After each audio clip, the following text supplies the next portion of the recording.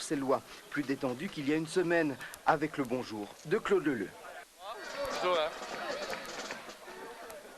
Je pense qu'ils sont un peu moins nerveux qu'ils ne pouvaient l'être la semaine dernière. Nerveux quand même, c'est clair que c'est la deuxième manche, que s'ils gagnent aujourd'hui, le titre ils l'ont en poche. C'est l'objectif de la saison, donc il y a un petit peu de nervosité, mais je pense qu'elle est saine et que ça va les motiver. C'est Marc Van Asselt qui va le premier se lancer sur le tamis. Beck, Ridio et Di Santo vont successivement trouver les perches. Philippe Sanzo à la livrée conclut avec autant de succès. La frappe courcelloise est déjà impressionnante. 0-1, les rouges et blancs sont en pleine possession de leurs moyens et ça ne fait que commencer. Claude Leleu va lui aussi prendre le dessus sur Goumard dans le deuxième jeu.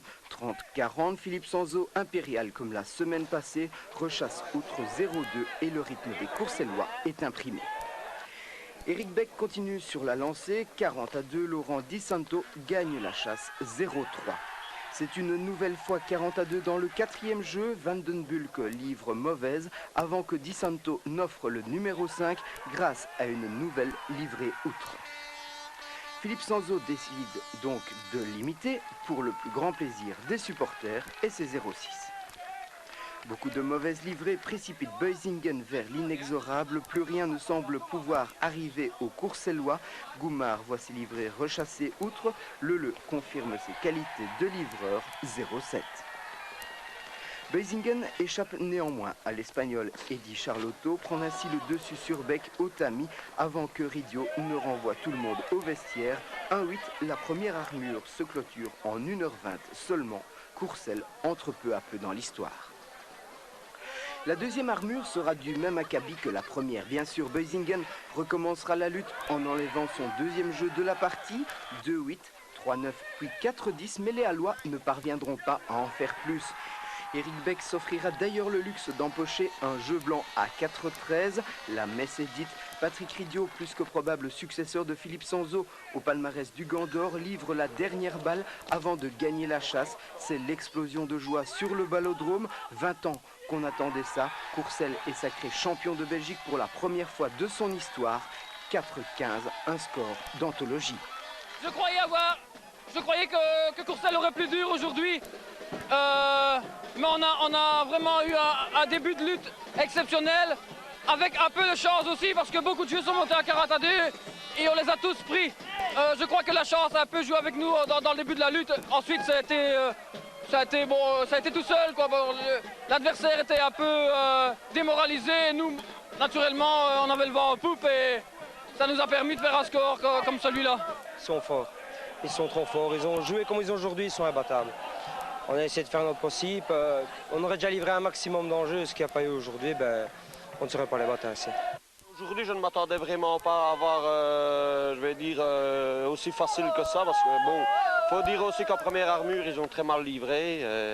Nous autres, question tactique, ils ont été vraiment nulle part. C'est tout le bien pour nous, quoi. Et voilà, les Courcellois, champions de Belgique, ce titre, ils l'avaient manqué de peu la saison dernière. Cette fois, ils l'ont eu et pas n'importe comment, puisqu'ils sortent du championnat invaincus. Ils ont établi un fameux record en remportant 12 tournois sur 13 et la saison n'est pas terminée. Il y a encore le Siro et la Coupe de Belgique. Cette équipe championne, vous aurez encore l'occasion de la voir au moins une fois dimanche prochain, ici sur le Ballodrome de Courcelles contre l'Aude-Linsart pour la finale du Grand Prix Camille André. Saison exceptionnelle, équipe exceptionnelle. On pourrait se poser la question, pourquoi Courcelles était-il au-dessus du lot cette saison? Réponse Eric Guillain. Depuis le début de la saison, tout le monde s'accorde à dire que Courcelles est imbattable. Le plus dur était de confirmer. Les poulains de Jean Houghton l'ont fait, et avec la manière. En championnat, les Rouges et Blancs ont tout simplement été invaincus. Ils ont remporté tous les tournois, sauf celui de Genappe, où ils ont perdu en finale contre Tollenbeek. C'est la seule ombre au tableau de chasse courcellois. La Belgique ballante est unanime. Les Courcellois sont bel et bien les plus forts. Vous avez côtoyé souvent cette saison. Qu'est-ce qui a réellement fait la force de Courcelles cette année? La frappe. La frappe, ils sont trop forts à la frappe. À la livrée, on s'est régularisé, mais pas à la frappe. Ils sont trop forts. Pour moi, je le répète depuis le début de saison, la plus grande force de Courcelles, malgré sa grande puissance à la frappe, c'est son esprit de vouloir toujours gagner, son esprit d'équipe. je crois que c'est sa plus grande qualité. Vraiment, toujours envie de gagner, de jamais s'avouer vaincu. Pour les adversaires des Courcellois, l'une des principales difficultés est d'abord de savoir sur qui livrer. Il faut essayer de viser les trous, mais ce qui n'est pas évident. Quand on livre, on a une balle qui avance, arriver dans les pieds de quelqu'un, c'est pas évident. Surtout contre eux. Ils sont intouchables par l'aventure, au fond non plus, au grand, faut pas nulle part. Je ne sais pas où il faut aller chez eux pour gagner, je ne sais pas. Si effectivement les Courcellois forment un bloc, individuellement, ils ont tous d'énormes qualités. À la corde, Éric Beck et Claude Leleu, tous deux très bons à la livrée. Débarqués en début de saison chez les Rouges et Blancs, leur expérience a parlé. Si c'est un excellent cordier, Éric Beck a cette particularité de pouvoir jouer dans tous les secteurs. C'est son premier titre de champion de Belgique.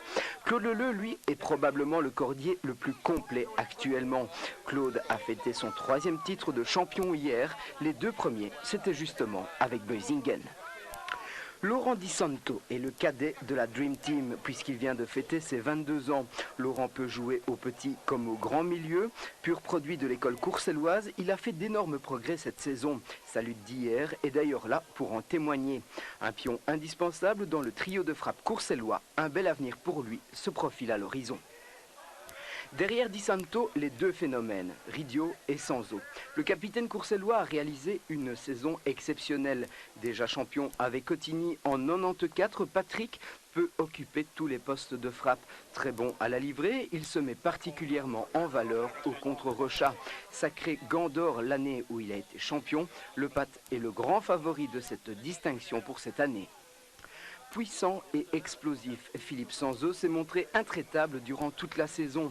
Le gant d'or 96 a encore exprimé sa puissance de très belle manière durant ses playoffs. Hier, il a rechassé outre à 6 reprises et a livré 2 fois entre les perches. Incontestablement, c'est l'homme de cette finale. Nous ne pouvons oublier le 6e homme, Michel Antoine, lui aussi pur produit courcellois. Plume était toujours là quand le besoin se faisait sentir. La saison prochaine, Michel tentera peut-être sa chance dans un autre club de l'élite, mais comme on ne change pas une équipe qui gagne, tout porte à croire que le 5 de base sera reconduit la saison prochaine.